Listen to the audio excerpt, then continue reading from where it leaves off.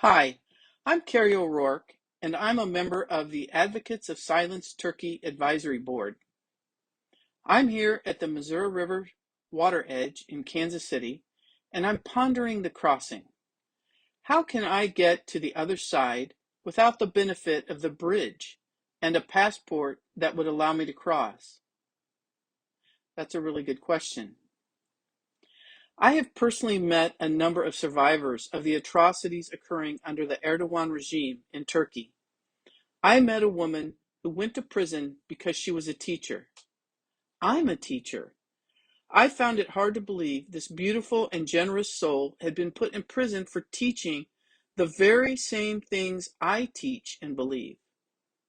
She told her story, and I listened. I listened because it is in the listening that we give voice to those whose voices have been silenced. When the woman went to prison, her daughter, who was about 4 years old, went with her. They were in prison for just less than a year and then were released. When they were released from prison, no one was there for them. The woman had been abandoned by her husband, her parents, and her siblings because they lacked the courage to stand with her. Kind and generous people from AST reached out to her and made arrangements for her to cross the water to seek safety in Greece.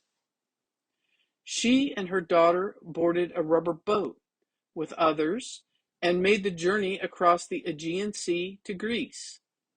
Along the way, the little boat capsized, and miraculously, she and her daughter made it ashore.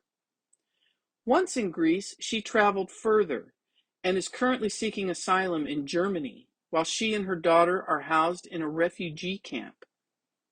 She is grateful to be in a safe place, and she shared her story with hope for a promising future.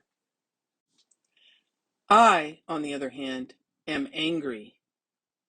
I will be the first to say that if you commit a crime, I expect you to do your time. But education is not a crime. Teaching is not a crime. Standing firm in an authentic faith that professes peace, love of your neighbor, and compassion for the poor is not a crime. I am angry because this should never have happened. This trauma should never have happened to this mother and child. I am angry because this is but one of many, many stories of horrific injustice, and I am speaking out to give their stories a voice. Okay, tonight I'm here at the Missouri River. The Missouri River is wide and it runs fast. It looks placid.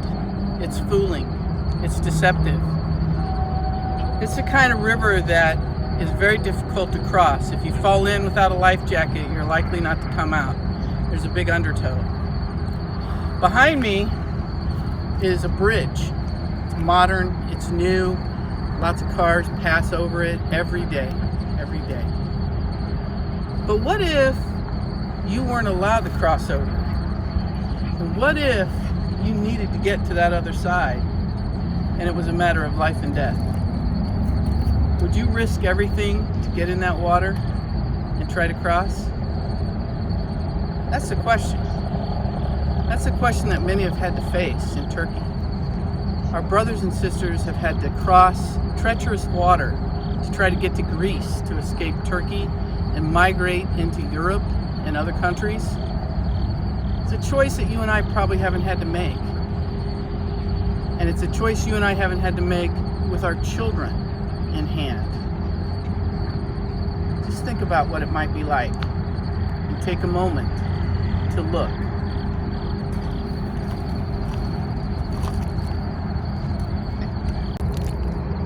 So today, I'm asking you for something very easy. I'm asking you to make a contribution on Giving Tuesday. It's important ministry. The work we are doing at AST saves lives and enables people to live instead of remain in prison and remain without a voice. We have to speak up in the face of human rights violations, and now is the time. So please be generous and consider your gift. I appreciate you very much. Thanks.